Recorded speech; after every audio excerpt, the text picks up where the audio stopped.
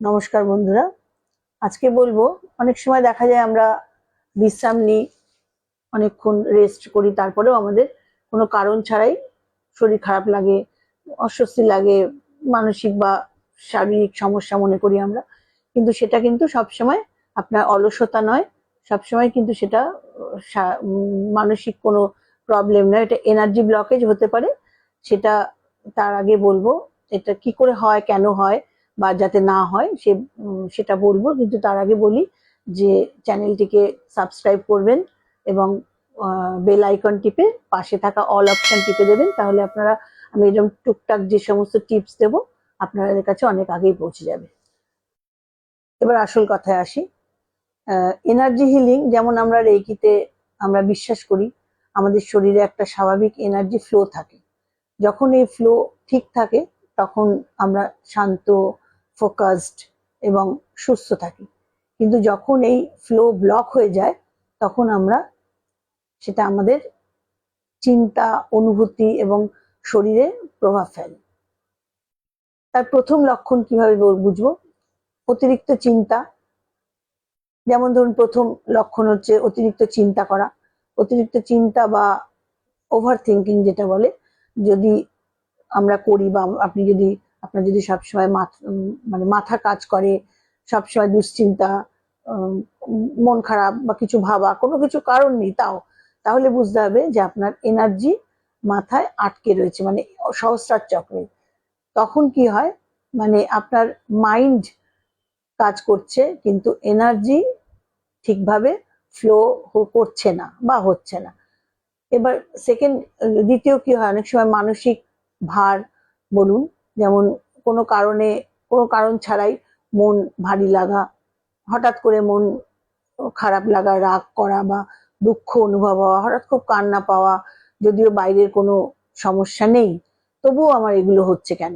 তখন কি হয়, এটা যখন আমাদের হয় তখন আমরা বুঝতে হয় যে অনুভূতিগুলো ঠিকভাবে বের হচ্ছে না, যে ফিলিংস গুলো সেটা আমাদের বের হচ্ছে না এবং এনার্জিটা সেখানে আটকে যায়। তারপরে কি হয়, সবসময় একটা ক্লান্ত লাগে। যেমন এই যে মানে আমরা শুয়ে আছি, বসে আছি, তাও ক্লান্ত লাগে। ভালো করে ঘুমানোর পরেও দেখবো আমাদের শরীর ক্লান্ত লাগে। তখন কি কি হয়, দেখা যায় যে এনার্জিটা ব্লক হলে শরীরকে বেশি পরিশ্রম করতে হয়, তাই সবসময় ক্লান্তি লাগে। তারপরে কি হয়, জীবনে আটকে যাওয়া প্রচুর জিনিস তো প্রত্যেক মানুষেরই থাকে। যেমন জীবনে আটকে যাওয়ার একটা অনুভূতি, যেটা আমি করতে গিয়েও হতে গিয়েও হলো না, কিছু না করতে ইচ্ছা হওয়া, কোনো দিক না পাওয়া বা এগোতে না পারা। এটা কি হয় তখন, এটা কোনো অলসতা নয়, কিন্তু এটা কোনো অলসতা নয়, এটা এনার্জি ব্লক হওয়ার কারণে হয়। তাছাড়াও আরো হয়, শরীরে একটা টান বোধ হয়।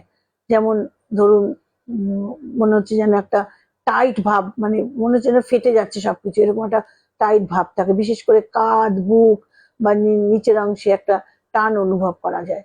তখন কি হয়, তখন আমাদের শরীর মানসিক চাপ জমা রাখে, মানসিক প্রচুর চাপ আমাদের জমে থাকে। আর এনার্জি ব্লক হলে সেটা শরীরে দেখা যায়। তখন আমরা কি করি, সবকিছু সমাধানের উপায় হলো একটাই জিনিস, সে হচ্ছে এই ব্লক কিন্তু স্থায়ী নয়, এই ব্লক কখনোই স্থায়ী হয় না। সহজ কিছু অভ্যাস যদি আমরা করি তাহলে এই ব্লক কমে যায়, সেরে যায়, ঠিক হয়ে যায়। রিল্যাক্সেশন, গভীর শ্বাস নেওয়া, এগুলো তো আছেই, এবং রেইকি এনার্জি আবার ঠিকভাবে চলতে সাহায্য করে। আপনি যতই ওষুধ খান, যাই খান, সেটা আপনার কিছুদিন হয়তো কাজ করবে, কিন্তু একটা জিনিস মনে রাখবেন, যে এইগুলোর মধ্যে যেগুলো বললাম এগুলো একটাও যদি আপনার মধ্যে থাকে তাহলে আপনাকে অতি অবশ্যই রেইকিটা করতে হবে। এবং এর থেকে সহজ পথ বোধহয় আর নেই এই সমস্ত থেকে বাঁচার। রেইকি 24টা পয়েন্ট আছে আমাদের শরীরে, এবং আমরা 3 মিনিট করে প্রতিটা পয়েন্টে কিভাবে কি করতে হয় সেটা ক্লাসে শিখিয়ে দিই। যদি করেন দেখবেন, নিজেই বুঝতে পারবেন যে 21 দিন পর থেকে কতটা উপকার পাচ্ছেন। ভালো থাকবেন, যদি প্রয়োজন মনে করেন অবশ্যই যোগাযোগ করবেন। সুস্থ থাকবেন। নমস্কার।